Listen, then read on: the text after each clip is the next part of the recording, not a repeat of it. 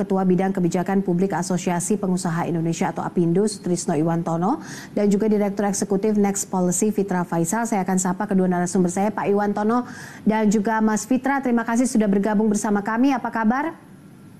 Ya, selamat malam. Ya, selamat malam. Sehat-sehat ya. Mas Fitra, apakah sudah mendengar suara saya di sana? Ya, saya dengar dengan jelas, Mbak Bobi. Baik, oke. Kita bicara soal bagaimana Undang-Undang Cipta Kerja ini mengemuka saat ini, walaupun kemarin juga masih banyak hal yang menyebabkan demonstrasi yang luar biasa, kemudian juga masih ada beberapa pihak yang masih kontradiktif terhadap hal ini. Mungkin saya ke Pak Iwan dulu. Di tengah kondisi ini Undang-Undang Cipta Kerja disahkan, BKPM pun mengklaim bahwa ketika ini disahkan maka ini akan bisa mendatangkan luar biasa iklim investasi dan juga bisa mendorong daya saing kalau kata Pak Jokowi sendiri. Nah, kalau Mas Fitra, kalau dari kacamata ekonom sendiri seperti apa melihat ini? Karena ini kan sangat kontradiktif antara misalnya perburuhan, kemudian juga dibilang bahwa Undang-Undang Cipta Kerja ini terlalu terburu-buru, terlalu tumpul ke bawah, tapi terlalu mementingkan kepentingan pengusaha dibandingkan kepentingan buruh. Nah, untuk meningkatkan daya saing tentu saja tenaga kerja adalah salah satu hal yang harus diprioritaskan juga. Anda melihatnya seperti apa, Mas Fitra? Ya, betul sekali, Mbak Bobi. Jadi permasalahan kita adalah permasalahan produktivitas. Dan kalau kita lihat dari sisi industri, topangan industri terhadap perekonomian semakin lama semakin turun. Jadi kalau dulu di awal tahun 2000-an bisa sampai 28-29% terhadap GDP, sekarang tinggal 19 atau 20%. Artinya kita mengalami deindustrialisasi yang persisten. Dan tidak hanya itu, kita mengalami secara prematur. Nah, apa yang menjadikan industri kita itu mengalami deindustrialisasi prematur? Ya karena kehilangan produktivitas. Nah, periode Pak Jokowi jilid pertama sebenarnya berusaha untuk mencarikan solusi atas masalah itu dengan investasi besar-besaran di infrastruktur. Tetapi itu saja tidak cukup, karena yang jelas butuh topangan institusional, ya. Untuk bisa menangkap peluang-peluang di jangka menengah dan panjang, kita perlu membenahi ekosistemnya. Dan oleh karenanya butuh topangan institusional. Nah, ini sudah saya suarakan jauh ya, dari beberapa tahun yang lalu, ya dari tahun 2012 saya sudah menyampaikan ini, bahwa topangan institusional ini adalah topangan yang bisa kemudian melepaskan Indonesia dari jebakan pendapatan menengah. Untuk bisa lepas dari jebakan pendapatan menengah atau middle income trap itu, Mbak Oke, sebenarnya waktu kita tidak banyak ya, cuma sampai tahun 2030. 2030, kenapa 2030? Karena itulah periode di mana bonus demografi sudah selesai. Jadi jendela kesempatan kita cukup sempit. Nah, untuk mencapai itu, maka sebenarnya butuh tidak-tidaknya 6-6,5% ya untuk mencapai tingkat pertumbuhan ekonomi itu, gitu kan? Itu juga butuh topangan produktivitas yang juga tinggi. Nah, kalau enggak ya bakal menjadi tua sebelum kaya. Nah, kalau dibandingkan di ASEAN saja ya, pertumbuhan produktivitas di sektor manufaktur untuk dari sisi labor itu antara 2,5-3% ya. Dan itu adalah salah satu yang terendah di ASEAN. Nah, bagaimana kita bisa kompetitif? Bagaimana kita bisa berdaya saing kalau memang kita ketinggalan dari sisi produktivitasnya? Kalau sudah tertinggal seperti itu, maka investor yang dari luar akan melihat ini sebagai tantangan investasinya, gitu ya. Jadi ongkos produksinya secara relatif tinggi karena dibandingkan dengan produktivitasnya, upahnya itu jauh lebih tinggi, gitu ya. Makanya di Omnibus Law ini salah satunya adalah penyesuaian upah dan penyesuaian pesangon. Memang terkesan ini mengurangi kesejahteraan, dan kalau kita lihat dalam beberapa teori yang terkait dengan upah, memang upah itu cenderung kaku ya, sticky wage. Ketika dia naik sulit untuk turun. Ya, ketika kesejahteraannya sudah banyak, tidak bisa dengan mudah diturunkan ya tingkat kesejahteraannya. Kan kita lihat kemarin pesangon dari 32 kali menjadi 25 kali. Begitu juga dengan upah minimum yang sekarang juga sudah disesuaikan. Tetapi kan sebenarnya sebagaimana yang tadi disampaikan Pak Sis, kita bicara mengenai di whole ecosystem. Ada tenaga kerja di sektor informal yang mereka upahnya jauh di bawah UMR, tidak punya jaminan ya. Dan ini mereka 57-60% dan tidak pernah beranjak dari situ, bahkan dulu pernah sampai 70% ya, atau 2/3-nya. Jadi tidak hanya pekerja di sektor formal dan tidak hanya pekerja yang sekarang belum bekerja gitu kan. Mereka ini kan juga butuh mendapatkan peluang di sana. Nah, artinya ke depan sebenarnya kita juga butuh win-win solution. Sebenarnya win-win solution ini beberapa sudah ditawarkan ya, dengan adanya misalnya dari sisi pesangon meskipun berkurang dari 32 ke 25, meskipun ini juga sebenarnya masih termasuk yang paling tinggi di ASEAN, tetapi sudah ada JKP, jaminan kehilangan pekerjaan, di mana di situ ditawarkan pelatihan dan juga penyaluran tenaga pekerjaan yang lain, gitu yang lebih layak. Nah, ini meskipun saya mendukung ya, tapi di sisi yang lain kita juga harus sadar bahwa ruang partisipasi publik harus dibuka sebesar-besarnya, karena penafsiran dari Omnibus Law ini tidak hanya monotafsir, tidak hanya ada berasal dari satu pihak saja, tetapi kita tidak bisa memaksakan yang monotafsir tersebut karena memang ya kita butuh ruang partisipasi publik yang jauh lebih besar. Nah, memang beberapa kali akademisi diundang, termasuk saya diundang ke DPR juga untuk menyampaikan beberapa pendapat gitu ya. Tetapi kalau kita lihat sekarang penolakan ya dari buruh, tidak hanya buruh, ada akademisi, teman-teman saya juga banyak yang menolak. Ada juga dari aktivis lingkungan, ada juga dari ahli hukum, ada dari Ormas Muhammadiyah, Nahdlatul Ulama, kemudian ada dari investor yang berwawasan lingkungan. Nah, itu artinya kan sebenarnya kita belum sepaham gitu ya. Saya melihat positif, tapi yang lain mungkin berarti ada yang kurang. Nah, itu yang harus dipertemukan sebenarnya, ruang partisipasi publik dalam hal ini bisa lebih luas lagi saya rasa. Begitu Mbak Bobi. Oke, ini menarik kalau kita bicara soal daya saing, tentu saja kita bicara soal bagaimana meningkatkan daya beli, kemudian bagaimana meningkatkan produktivitas, bagaimana menaikkan iklim investasi di tanah air begitu. Tapi ada juga beberapa ekonom yang berpendapat bahwa sebenarnya ketika misalnya Undang-Undang Cipta Kerja ini dibuat, yang dibold itu adalah soal investasi, mereka mau berinvestasi itu adalah tanda tanya adalah bagaimana kemudahan berbisnis di Indonesia ini begitu. Itu yang selalu dipertanyakan oleh para investor saat ini. Tapi nanti kita akan Mas Fitra tanggapannya.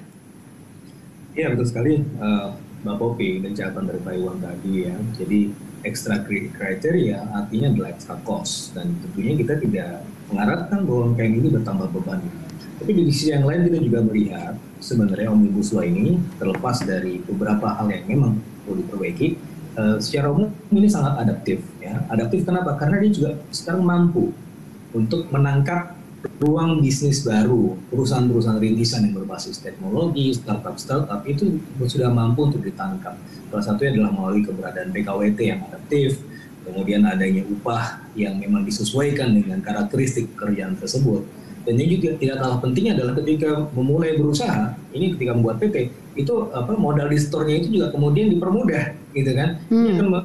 Ini akan kemudian membuat para perusahaan rintisan itu akan mendapatkan akses pendanaan jauh lebih mudah ya. Selama ini kan kalau pitching kemana-mana sulit dan lain-lain, karena memang belum terbukti, belum proven ya. Memang itu secara natural adalah karakteristik dari perusahaan rintisan.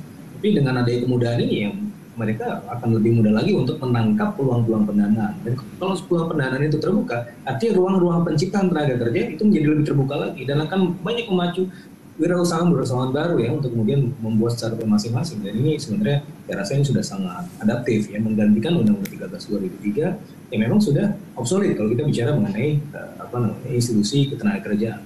Secara umum kita juga melihat ya ada beberapa poin kontroversial dan ya tadi tidak monotafsir. Ya. Tapi secara umum kita juga lihat di situ juga ada sovereign wealth fund misalnya. Sovereign wealth fund yang ini bukan main-main, ini akan menjadikan Indonesia incorporated, menjadi Indonesia setara dengan negara-negara maju, mengelola dana investasi yang besar ya dengan sovereign wealth fund itu berarti ada peningkatan dari sisi skala ekonomis, lebih efisien dan seterusnya, sehingga kita tidak hanya bisa melompat katak atau leapfrogging, bahkan kita bisa melakukan quantum leap sesuai dengan cita-cita kita tadi untuk kemudian mencapai pertumbuhan ekonomi yang tinggi untuk escape atau keluar dari jebakan pendapatan menengah, Mbak Bobi.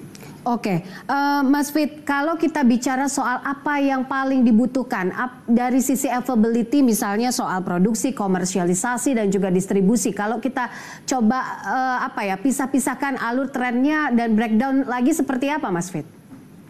Ya, ini tentunya sangat mendorong dari sisi supply side ya, sebagaimana yang kita lihat sekarang kelemahan kita adalah dari supply side economics-nya. Ini kita bicara pembenahan dari sisi ongkos produksi, kita bicara pembenahan produktivitas, kita bicara mengenai peluang investasi dan seterusnya ya.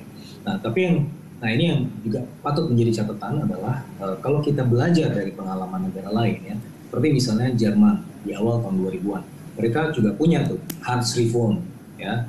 Kanselir Gerhard Schröder mengesain Hartz untuk melakukan reformasi ketenagakerjaan yang disebut sebagai Hartz Reform. Nah, Hartz Reform ini butuh waktu ya. dari Hartz Reform 1 sampai 4, bahkan lintas kanselir dari Gerhard Schröder sampai Angela Merkel. Nah, bahkan di zamannya Gerhard Schröder itu employment growth-nya justru negatif. Baru kemudian di zamannya Angela Merkel ini baru kemudian positif. Jadi butuh kesinambungan, butuh kesabaran karena ini adalah topangan institusional yang sifatnya jangka menengah panjang. Ya, jadi kita tidak serta-merta kemudian melihat, dan kemudian pemerintah juga tidak bisa terlalu optimis juga menjanjikan kemudian bahwa investasi akan naik sekian, pertumbuhan ekonomi yang naik sekian bertahun-tahun ini, itu akan terlalu optimis dan akan mengganggu kredibilitas pemerintah pada akhirnya kalau itu tidak tercapai gitu ya. Yang jelas ini akan sangat bagus untuk topangan institusional, untuk kuda-kuda kita di masa depan. Tapi di jangka pendek ini, nah pertimbangan investor apa? Nah pertimbangan investor dalam hal ini adalah bukan omnibus law-nya, tetapi faktor risiko. Nah faktor risiko yang kita hadapi sekarang itu apa? COVID. Nah sekarang kalau di ASEAN, sekarang kan sebenarnya sudah ada limpahan ya permintaan ke ASEAN karena memang sudah mau pindah dari China, dari relocation factor.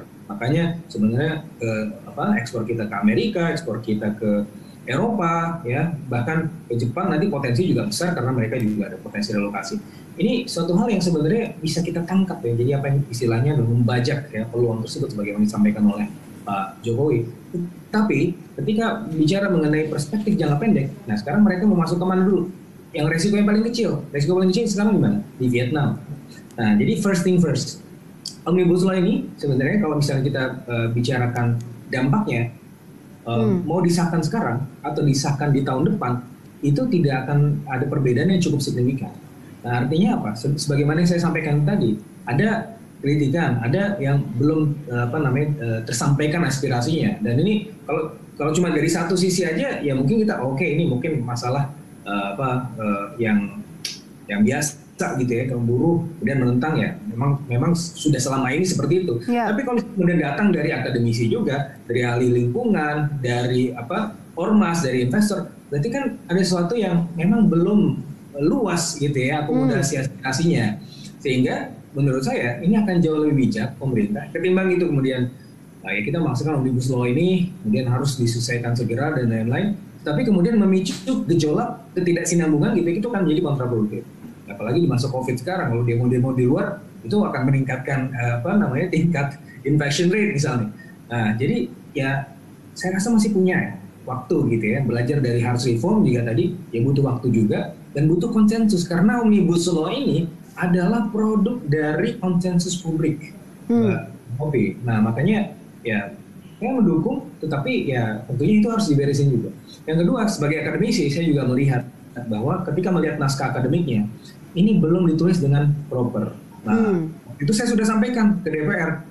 Tolong kita akademisi lebih dilibatkan untuk proses penyusunan naskah akademik supaya nanti loophole-nya bisa kita isi. Sebagaimana yang tadi disampaikan Pak Iwan, lah kok UMKM masih ditambah lagi kriteria-kriterianya segala macam. Nah ini kan butuh, jadi 900 halaman lebih ini kan harus dipetani satu-satu. Dan topangan naskah akademiknya juga harus kuat. Nah itu juga concern para akademisi, bahwa naskah akademik ini tidak dibuat dengan solid dan cukup solid. Maka kita juga perlu dilibatkan lebih lagi gitu. Nah, supaya apa? Supaya ini menjadi milik bersama, bukan cuma milik satu pihak, tapi milik bersama. Kalau sudah ada rasa kepemilikan bersama, sense of belonging, kita akan menjadi lebih sustainable ke depan. Begitu. Oke, baik. Saya ingin masih soal tenaga kerja yang saat ini juga masih selalu mengemuka begitu di publik dan juga di media sosial di tanah air, dan ini juga berdampak kepada bagaimana kita bisa meningkatkan daya saing. Banyak tudingan soal tenaga kerja asing yang dimudahkan misalnya datang ke Indonesia, padahal mereka juga memiliki keahlian khusus. Nah, untuk menjawab soal tenaga kerja asing ini dan untuk menjawab soal UMKM, apa input Anda terhadap implementasi dari Omnibus Law ini? Ya, the devil is in the detail, Mbak Popi ya. Dan selalu ada pandangan yang berbeda terhadap satu kalimat ya. Apalagi ini ada 900 halaman lebih terkait dengan tenaga kerja asing. Ya, memang kalau dilihat dari sisi negatifnya ini akan bisa mengambil peluang gitu ya tenaga kerja domestik. Tapi kan sebenarnya itu dibatasi, tidak semuanya dibuka. Dibatasi di mana? Di maintenance. Kalau misalnya kita punya alat-alat yang memang diimpor dari luar negeri, maintenance-nya kan berasal dari ahli-ahli yang tersebut gitu ya. Kemudian ada penelitian, research dan lain-lain. Itu juga membutuhkan knowledge spillover dari mereka. Sehingga sebenarnya keberadaan mereka ini bagus untuk kemudian mengakselerasi pengetahuan kita gitu ya, atau knowledge accumulation dan knowledge spillover. Dan sehingga kalau satu soal bisa kemudian dilihat dari perspektif yang berbeda, ya, dan satu pasal bisa dilihat dari perspektif yang multi perspektif. Artinya kalau dari 900 halaman itu bisa sangat banyak sekali pandangan terkait dengan itu. Nah makanya Mbak Popi sekali lagi ini dibutuhkan konsensus bersama. Nah yang juga tidak kalah penting tadi yang juga sering disampaikan oleh Pak Iwan dan juga sebenarnya sudah sering disampaikan oleh teman-teman ekonom. Sebenarnya kalau dari sisi investasi Indonesia bukan yang terburuk kok di ASEAN, malah salah satu yang terbaik ya. Tapi masalahnya dari sisi investasi tersebut kalau kita ada contoh anekdotal, misalnya kemarin saya lihat data FDI dari Jepang. Top 20 atau top 10 Japanese FDI di sini itu tidak kemudian berkesesuaian dengan top 10 Japanese FDI yang menyerap tenaga kerja, gitu ya. Jadi yang menyerap tenaga kerja itu justru yang level-levelnya yang bawah gitu ya. Tapi yang top-topnya, yang mana itu kemudian investasi yang masuk ke sana ke sektor-sektor tersebut justru tidak menyerap tenaga kerja sebanyak yang lain. Nah sehingga kita punya masalah dari sisi produktivitas labor. Padahal kita kan labor intensive country, yang negara yang punya banyak sekali tenaga kerja. Bahkan kita sekarang dalam periode bonus demografi. Dan periode bonus demografi itu kita lihat dari 7 juta pekerja, gitu ya, dari data tahun 2019 itu kira-kira 64%-nya, 60% lebih itu penduduk usia muda, ya, pekerja usia muda 15 sampai 24 tahun. Dan tidak hanya itu, kita juga melihat unpaid family workers atau tenaga kerja yang belum layak mendapatkan upah yang layak gitu ya. Di proporsinya di Indonesia itu sekitar 12,3%. Di Filipina cuma 5,5%, Malaysia cuma 4%, Singapura cuma 0,4%. Itu kita udah ini sekali, udah buruk sekali kualitas lapangan kerja kita. Nah ini kan topangan institusional ini adalah untuk membenahi semua itu. Memang kontroversial di 1 dan 2 titik gitu kan, karena bisa banyak sekali interpretasi. Dan oleh karena sekali lagi Mbak Popi, kita butuh ini duduk bersama-sama, ruang partisipasi publiknya bisa dibuka lebih lebar lagi. Ya betul jendela kita sempit, tetapi mau disahkan tahun ini dengan tahun depan, berdasarkan apa yang saya tahu, itu tidak akan memberikan dampak yang cukup signifikan juga, tidak akan ada perbedaan yang cukup signifikan. Oleh karena ruang partisipasi itu harus dibuka terus, kalau tidak ya gejolak-gejolak ini akan menjadi kontraproduktif buat investor juga nanti.